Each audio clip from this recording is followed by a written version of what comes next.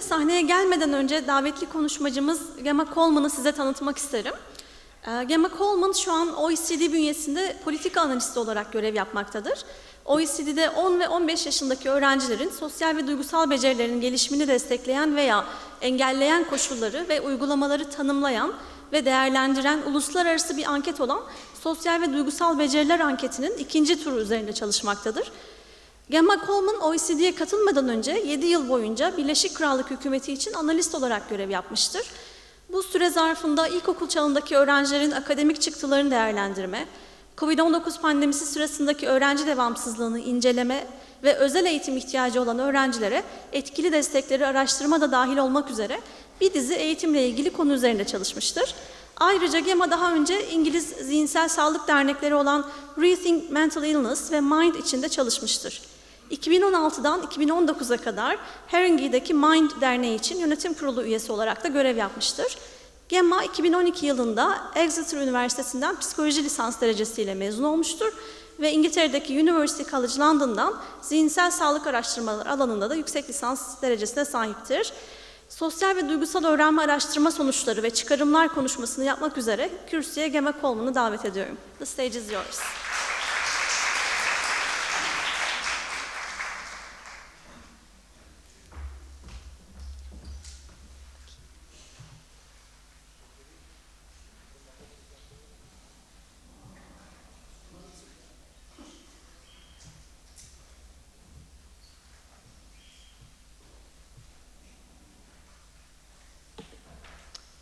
Thank you very much. It's great to be here this morning with you all.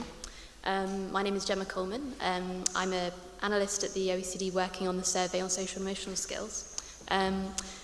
So just to cover what I'm going to be talking about this morning, so I'm going to tell you a little bit about the survey itself, and then I'm going to explain how the results from the survey show us the importance of social and emotional skills, but also how they can be taught.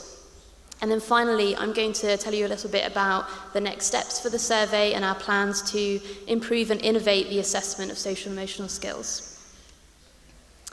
This slide just shows you the main sources for the presentation, so you can see that most of these sources are OECD publications based on the first round of the survey. I'm also going to be drawing on the unpublished papers that we're currently working on. So I hope to give you a bit of a sneak peek of what we're going to be publishing next year. So to start really with what the survey is, it's an international survey that measures 15 different social and emotional skills across a range of domains among 10 and 15-year-old students. So we're able to use the survey to understand how these skills are differently distributed among student groups. So this includes girls and boys, older and younger students, as well as those that are socioeconomically advantaged and more disadvantaged students. We can also use the results of the survey to understand how these skills are predictors of important life outcomes, and we look at a range of outcomes, so that includes academic and career outcomes, but also health and well-being outcomes. Yes, I'll try and speak a bit slower, sorry. So thirdly, we can also use the survey to understand how these skills are developed through different environments and practices. So this includes different school environments and different teaching practices. And we also look at gender stereotypes in the home and in the school. So the first round of the survey took place in 2019, and the results were published in 2021. So this slide shows you the different skills that we assess in the survey. So the skills are measured across 5 different domains. So in the domain of open-mindedness, we have curiosity, tolerance, and creativity. Within task performance, we have responsibility, self-control, and persistence. Within engaging with others, we have sociability, assertiveness, and energy. Then we have collaboration, which includes empathy, trust, and cooperation. And then finally, emotional regulation, which encompasses stress resistance, optimism, and emotional control. We also look at 2 composite indicators. So these are achievement motivation and self-efficacy. So when we at the OECD talk about social emotional skills, we have a number of criteria that we use to decide whether this is a skill that we're going to assess in the survey. So I'm going to describe those here. So firstly, these skills need to be subject to developmental change. We need to see changes in these skills over the course of someone's life. Importantly, these skills need to be teachable and responsible to intervention in schools. We also only look at skills that we know are predictive of key life outcomes, and I'll talk a little bit about the evidence we have for that later on. These skills are also dependent on situational factors, so we might see different skill performance in different contexts, different tasks, and also students might perform differently depending on how they're feeling. If they're tired and so on, we might see different performance. Importantly, what we're interested in measuring is maximal behavior. So this is distinct from personality traits and what we would call typical behavior. We're interested in the maximum abilities of the students in those skills. And finally, these skills are conceptually distinct from other processes that we might measure. So they're distinct from simple cognitive processes such as visual processing, executive function, and also distinct from academic skills which we measure elsewhere, such as literacy and numeracy. So this is how we decide which skills are in scope for the survey. So this map shows you the cities that took part in the first round of the survey. So we have 9 cities, and you can see that they're distributed across the globe. So in the results section of my presentation, I will talk about the international average. So when I'm talking about the international average, this is the average of the results from all these different sites. And as you can see, Istanbul was one of the participating sites in 2019. And we also have 2 of the sites that participated in round 1, also participating in round 2. So these are Helsinki and Bogota in Colombia. So now on to the interesting bit, the results from the survey. So I'm going to talk here about how the results from the survey show us the importance of these skills for students. So this chart here shows the relationship between the different social and emotional skills that we measure in the survey and students' performance. This is specifically for Istanbul, but we see very similar patterns across the cities that are participating. So in Istanbul, what we see is intellectual curiosity, responsibility, and trust are the skills most strongly related to students' school performance. And we see that in all 3 subjects. So green or blue here is reading, orange is maths, and purple is arts. So this is for 15-year-olds. We also look at the relationship between these skills and the expectations that students have of completing tertiary education in the future. And what we see here is that students with higher levels of curiosity were more likely to expect to complete a tertiary degree in the future. And you can see the results for Turkey here, but we see very consistent results across the cities that participate in the survey. And finally, this shows the relationship between these skills and measures of psychological well-being. So what we see, again, you can see Istanbul here in comparison to the other participating sites. So what we see in Istanbul is that students tend to have higher psychological well-being when they report a higher level of the skills of optimism and energy. So this is why these skills are important, because they predict really important life outcomes, as well as being important in their own right. And here, I want to share with you some really up-to-date evidence. These are results that we haven't yet published. We're planning to publish them towards the beginning of next year. So we've conducted a series of systematic evidence reviews looking at the relationship between skills and life outcomes. So for this review, we're looking at 24 different skills.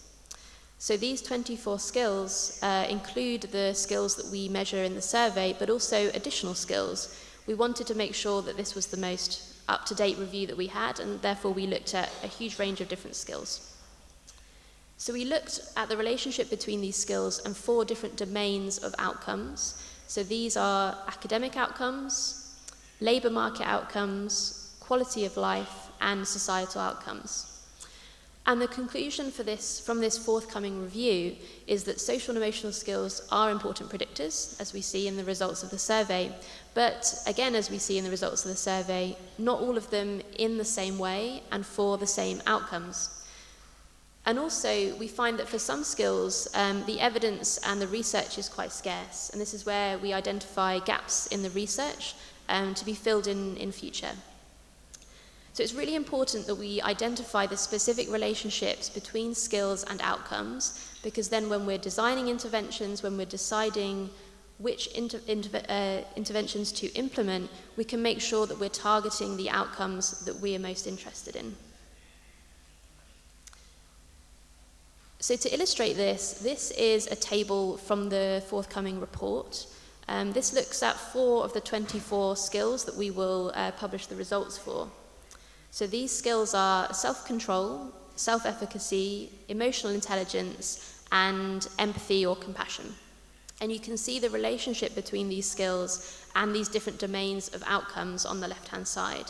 So those in green are where we have substantive evidence that these skills are linked to these outcomes. And then we have some areas where there is some evidence, some areas where there are none evidence, and some areas where the evidence is mixed. So sometimes we're finding that positive relationship, sometimes we're finding no relationship. So you can see that for self-control, for example, there is substantive evidence to link self-control to a whole range of outcomes. And that's something that you might bear in mind when you're deciding to work on this particular skill with your students. Whereas for empathy, at the moment at least, we're only seeing substantive evidence for the relationship between empathy and the outcome of civic engagement. It's important to stress that where we're seeing no evidence or only some evidence, it isn't necessarily the case that there is no relationship between this skill and these outcomes. What it means is that we haven't found the research, and so really we need further research where we see these gaps to really understand these relationships better. So now I'm going to go on to show you some results from the round 1 of the survey, which demonstrates how the social and emotional skills that we measure are not evenly distributed in the population. So we see significant gaps in these skills among students based on their socioeconomic background, based on their gender, and based on their age, because we're looking at age 10 and age 15. So let's look firstly at socioeconomic gaps. So here, this chart shows you the relationship between skills and whether disadvantaged students report higher levels of those skills or advantaged students report higher levels of those skills. So on the left would be skills where disadvantaged students report higher in orange, and in blue, on the right, we have skills where advantaged students report higher levels. And as you can see, there are no skills on the left. For all of the skills that we look at, all advantaged students report higher levels of these skills across the board. And that's particularly the case for curiosity, assertiveness, tolerance, but as you can see, it's the case for all of the skills we measure. This data here is based on the international average. So on the next slide, I'm going to show you the data, exactly the same analysis, but just for Istanbul. And what we can see is that the overall trend is similar. We see that students from a higher socioeconomic status tend to report higher skills. But there are some differences. For some skills, we actually don't see any significant difference. Those are the skills that are highlighted in grey. And then for cooperation, what we see is actually that disadvantaged students report higher levels of this skill in Istanbul. And that's quite different from what we see in the international data. Moving on then to gender. So what we see is that boys and girls evaluate their strengths quite differently. We're going to look first at students age 10 and then look at age 15. So this is the international average again, and on the left in orange we have skills where boys report higher levels at age 10, and on the right we have where girls are reporting higher levels in blue. So what we see is that actually girls report high levels of most skills. So those include skills related to task performance, such as responsibility and achievement motivation, as well as empathy, cooperation, and tolerance. Whereas what we see with boys is they're reporting higher levels of stress resistance, assertiveness, energy, and emotional control. So as I said, this is age 10, so let's see what happens when we move to age 15, how these gaps shift. And what we see is that the gap between boys and girls grows larger by age 15. Boys and girls are evaluating their strengths even more differently, and all of that shift we see is towards boys. So where boys have a bigger gap at age 10, that gap grows by age 15. And for many of the skills that girls were reporting higher levels at age 10, now we're seeing that boys are reporting higher levels of those skills.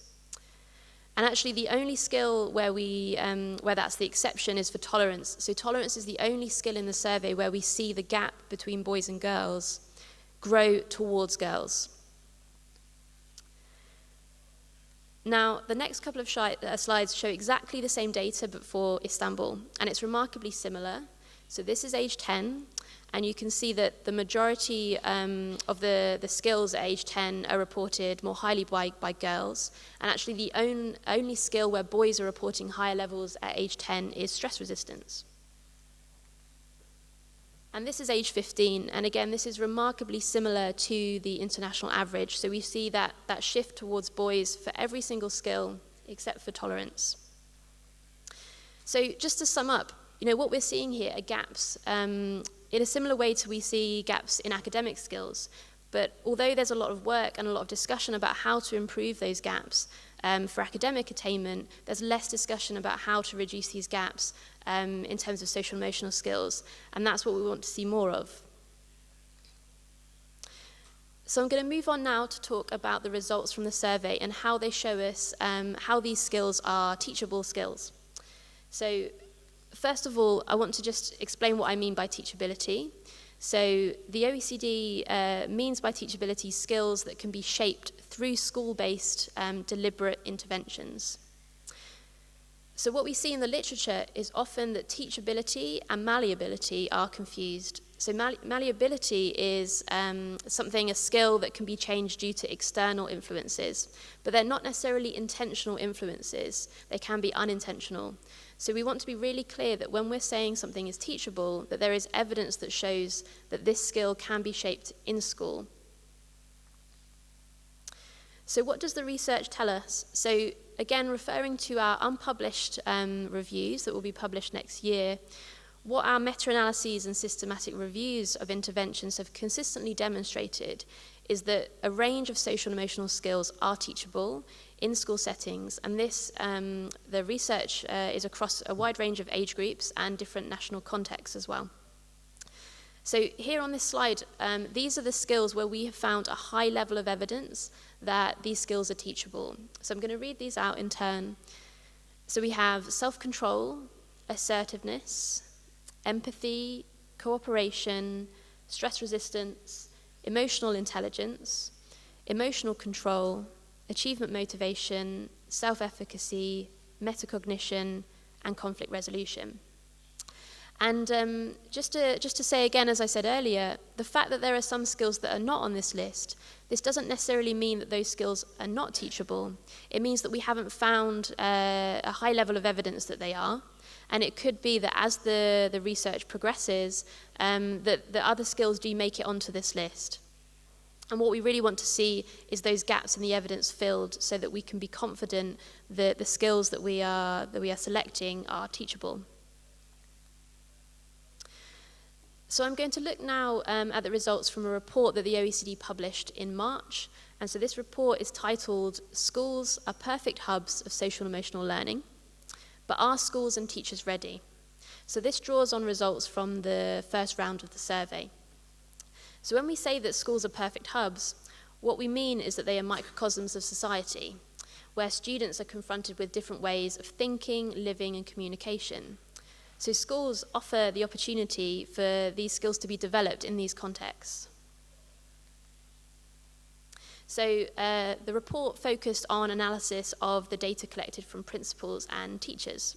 So as well as asking students about their social emotional skills and their parents, we also asked teachers and principals about their practices.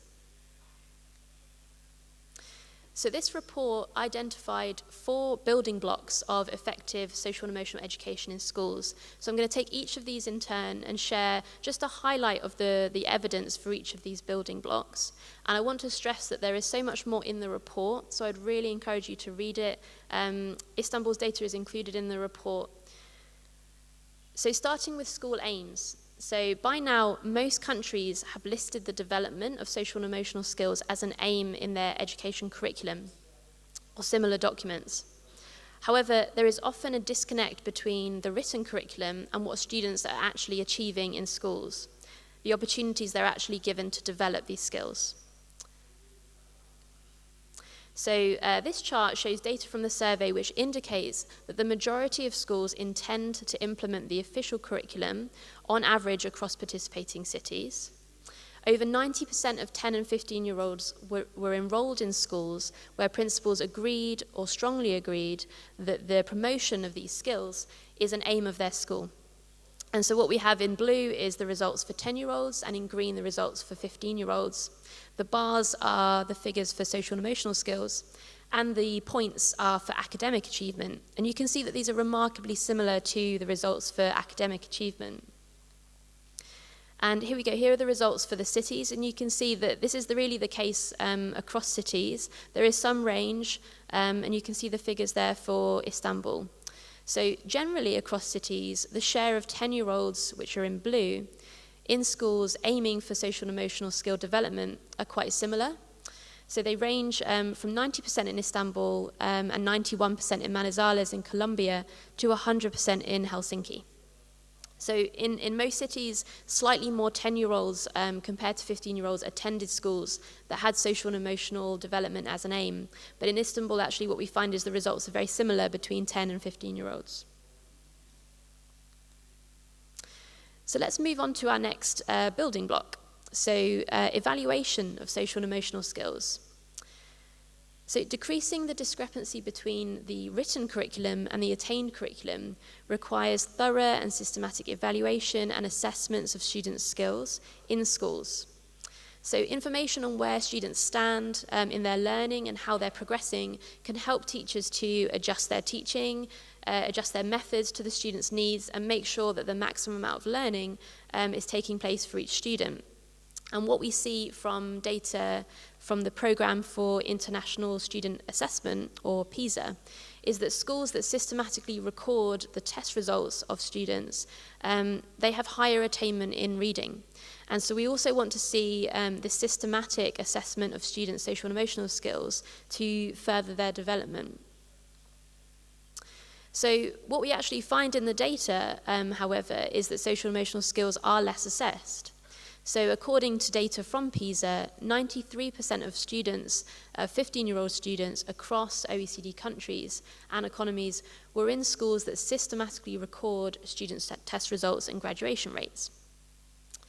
But in contrast, in the survey on social and emotional skills, only 66% of 15-year-olds are having their social and emotional skills evaluated.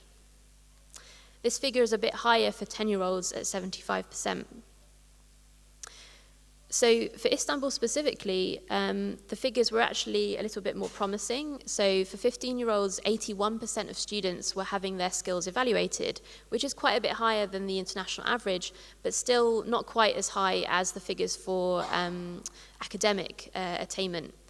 And the figures for 10-year-olds at 77% is quite similar to the international average. So our third building block is the promotion of social and emotional skills. This is how these skills are actually developed in schools. So whether the aim of enhancing social and emotional skills is reached largely depends on this active promotion in schools. Research suggests that there are different approaches to doing this effectively. So promising approaches are the implementation of specific programs or activities targeting these skills, or the promotion of, or the provision of extracurricular activities. So naturally there is variation in the effectiveness of these practices, as well as the availability and quality of evidence of their impact, which is why one of the evidence reviews that we're planning to publish outlines the evidence for different interventions and which ones are demonstrated to be the most effective. So in terms of what the data shows us, so this chart shows data for 10-year-olds in green and 15-year-olds in orange. And this shows the different practices that can take place in schools and the percentage of students whose teachers reported that they were using these practices. So what we see towards the right are more generalized practices. So this is where social and emotional learning is embedded into existing school practices. So this might be things like, implementing the development into general school practices, into the school's disciplinary rules, or teachers just being asked to promote these skills as part of their work. And we can see that these are the most common methods that are used. And then we come to more direct approaches. So this is things like having dedicated lessons to developing social and emotional skills and having extracurricular activities. And comparably fewer students are attending schools where classes or activities dedicated to the development of these skills were offered, although extracurricular activities are a bit more common. So now this is the same chart, but I've just added on the data for Istanbul as points. So you can see here that generally we see a similar pattern where the embedded approaches are more common, and it's less common that students are receiving dedicated lessons to developing these skills. But we also see some interesting differences. So for example, organizing extracurricular activities were more common in Istanbul than the international average. As well as that, providing feedback to parents, which is shown to be very effective, is also more common. And I just want to demonstrate why this is important. So this is a diagram that shows the relationship between the promotion, between the different activities that promote these skills and school environments. So we see a strong positive association between schools where they are promoting social and emotional skills through these activities, and factors such as teachers having higher self-efficacy and the quality of the relationships in schools, and also teachers using more active learning teaching methods. So these are all practices that build an environment that nurtures social and emotional skills.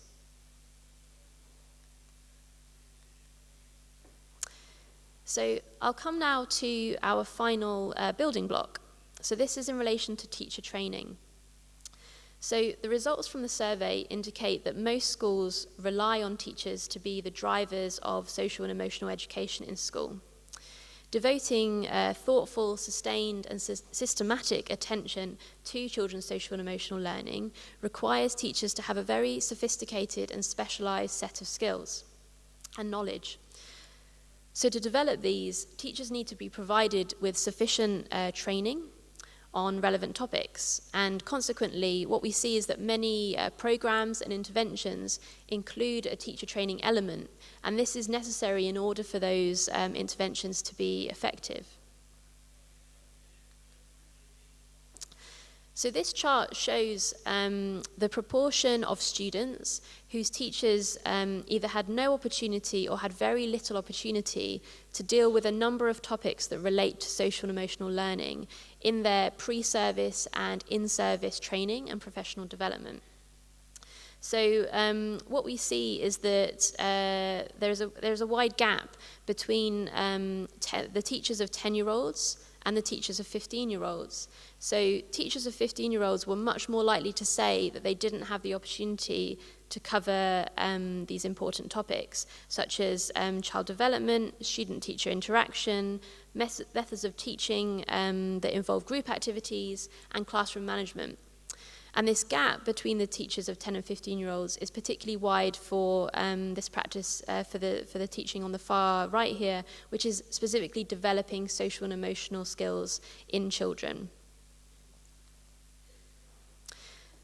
And again, this chart adds the data specifically for Istanbul. And what we see is that for many of these topics, teachers in Istanbul were much more likely to say that they didn't have the opportunity or they had very little opportunity to deal with these topics.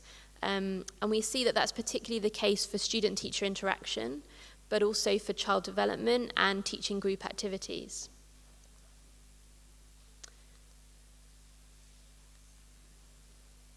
So why is this important? Well, what we see from our analyses of the teacher data is that specific training helps boost teachers' preparedness for turning schools into environments that nurture social and emotional learning. So on average across cities, the more teachers have had significant opportunities to learn about social and emotional topics, the more confident they are in their teaching. And the more frequently they actually use this active learning teaching methods to support students' social and emotional development. And we also find that the relationships, the quality of the relationships in the schools are better when teachers have had substantive opportunities to cover these topics. So we find these positive associations both for teachers of 10-year-olds and for 15-year-olds. But most importantly, what we find is that these relationships are significantly stronger when the teachers have had really substantive opportunities to cover these topics. And as it says here on the slides, the point is that having a small amount of coverage, so you can see here the bars that are greyed out or in blue, this is where teachers had somewhat coverage of these topics, and we see no significant improvement in these outcomes in those cases. So just to summarize the results from the report, and again, I would really encourage you to read this report, but just to summarize the key conclusions. So what we find is that it's really important that we make social and emotional skills an integral component in the evaluation and assessment practices in schools.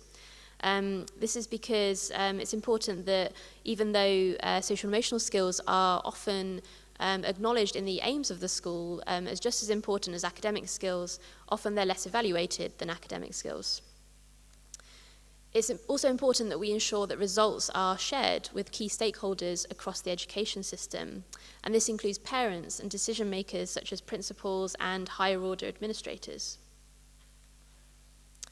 It's also important that we adopt a whole school approach that includes parents as partners of skill promotion. As I said, parents are crucial partners, yet according to the data, working with parents often plays an inferior role, particularly in lower secondary compared to primary.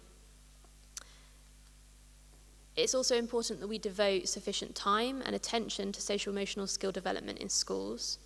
Results suggest that schools mainly embed social and emotional learning in existing practices.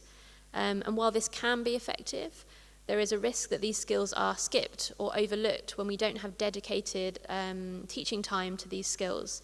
And this is often, due to tight schedules and competing practices. But as we've seen, given these are important skills, we need to make sure there is room in the curriculum to develop them. And then finally, as I was saying just now, it's really important that we provide adequate support and training for teachers. Promoting social and emotional skills requires teachers to plan and design opportunities for social and emotional learning, and we know that this requires a sophisticated set of knowledge and skills. So those were the results from the survey. I'm more than happy to take any questions that you might have later on the results. But before I finish, I just wanted to share with you the next steps for the survey and the innovations that the OECD is planning for the assessment of social and emotional skills in the future. So as I said, the first round of the survey took place in 2019 and the results were published. Please do go and have a look at the results. And the second round of the survey is currently taking place. We've nearly finished fieldwork in most of the sites. And the first results will be published in spring next year. This map shows the participating sites in the second round, so you can see we have an even broader range of participants in this round, and we're hoping that that continues as we look towards the third round. So we're currently preparing for the third round, and we're planning to introduce some innovations into the design of the third round. So that includes system level and school level reporting, because this is something that schools have told us that they would find really helpful to have from the results. And we also want to introduce more agile reporting of the findings. So at the moment, there can sometimes be quite a big delay between the fieldwork and the publication of the results. And so we want to introduce some innovations to reduce the time, the gap between actually carrying out the research and sharing the results with our partnering cities and countries. We would certainly welcome the participation of Istanbul or another area of Turkey to participate in the third round. So moving on to our innovations in terms of assessment methods. So far, the OECD has used report questionnaires, self-report questionnaires to assess social and emotional skills. And by far, when we review the evidence, these are the most commonly used methods. But they are an indirect method. So this means that we're requiring students to reflect on their own learning, their skills or behaviours. And what we want to try and do is move towards a more direct assessment of these skills. And this requires students to actually demonstrate the knowledge, the skill, or the behaviour that we're measuring. And although the indirect methods are useful, they can be a tool that where we see biases. So, for example, social desirability biases. And that's another reason to move to these more direct assessments, but as a complement to the indirect assessment methods. So this shows you just an example of the questionnaires that we use at the moment. So students are given a number of items, a number of statements, and they are asked the extent to which they agree or disagree with these statements, and then we use those to assess their skill levels. So we've conducted a review of direct assessment. So you can see here in this diagram of assessment types, we have report questionnaires, which we're currently using, which include self-reports from students, but also reports from parents and from teachers. We've also looked at behavioural assessments. So these include things like digital tasks and digital games, and I'll talk more about these next. There are also mixed batteries, so these are combinations of different types of methods. We've also looked into using biophysiological markers, so this includes measuring things like heart rates and cortisol levels, but these are really at their early stages, although it's really exciting to see these sorts of innovations in the research. And then we've also looked at artificial intelligence and other tools. And again, this is really an emerging field. So from what we can see from the evidence so far, it's not quite there yet for us to use in the assessment. But we're going to be continually reviewing these different methods to improve our assessments. So I just wanted to give you an example of a task-based assessment. So you have here two different types of assessment. So on the left, this is a story task, and this is used for assessing optimism. So students are given a scenario, an imaginary scenario, and then they're asked about what their expectations are based on their reading, and we can use this to assess their optimism levels. On the right, this is a social attribution task, so there would be many different items on a task such as this, but in this example from the literature, the students are asked what the two triangles are doing, and they're able to suggest from several different options, ranging from more positive things, such as playing, towards fighting. And then we also see a lot of task-based assessments in the domain of emotion recognition. So on the left, we have a facial emotion recognition and empathy test. So here, students are asked to look at several different images of faces, and they are asked to classify them. We also have the assessment on the right here, where students are given images of different faces, but just of the eyes, and they're asked to identify the emotion of the person just based on the eyes. And then moving on to a second category of behavioural assessments which we find particularly compelling, and these are game-based assessments. So here we have 4 different examples. These are just screen grabs of real-life assessments that have been used in research. And as you can see, they look very similar to a normal video game. And what we can do is students can carry out a range of tasks within the game, and this can include interacting with avatars, so we can assess their social interactions. And what we find is that students really enjoy these sorts of tasks. They're much more immersive and attractive to students. And also, compared to the task-based assessments, they enable us to focus actually on a range of skills in one game. It also enables us to extract data, so for example, in-game exploration or the choices and activities that students choose in the game. So some of these games are in 2D, some of them in 3D, and they can also be built in various languages and with different levels of comprehensiveness to suit different ages. So what does the OECD want to produce? Well, we're looking at producing a game-based assessment tool which looks at a range of different tasks. So we're targeting, as I've said previously, multiple skills that we have strong evidence are teachable and predictive of life outcomes. The game will be informed by state-of-the-art scientific research, and we plan to implement this at an international level. So this is a game that needs to be adaptable to a range of different cultural contexts, and we also want the game to be flexible. So in the future, we want to be able to add new supplementary skills as the research progresses. So just to give you an idea of timeframes, so we're currently nearing the end of our desk research phase, and this is what I was speaking about before in the publication of our evidence reviews. So these should be published towards the end of this year, if not early next year. Then we'll move into a phase of prototyping, so we'll be developing prototypes of these games. And then we'll move to a pilot phase, and then a period of refinement before we can get to this aim of implementing internationally this assessment. So again, the purpose of this project is to create a direct assessment tool that is applicable to many different cultural contexts and complements the standard self-report measures that we currently use. So that's everything I plan to talk to you about today. I just wanted to finish with some conclusions, covering the range of topics that I've discussed today. So as we've seen from the data from the survey, social and emotional skills are important to thrive in life, in their own right, but also because they are predictive of a whole range of life outcomes. We also find that social and emotional skills can be taught, and this is really important that we gather evidence on the interventions that are effective so that teachers know when they're using these interventions what skills they will develop, how they relate to these key life outcomes, and whether these are effective interventions. Additionally, assessing social and emotional skills is really important. What we find is that what's measured generally is treasured. So we need to make sure we're assessing these skills and we're valuing them just as much as we're valuing the measurement of academic skills.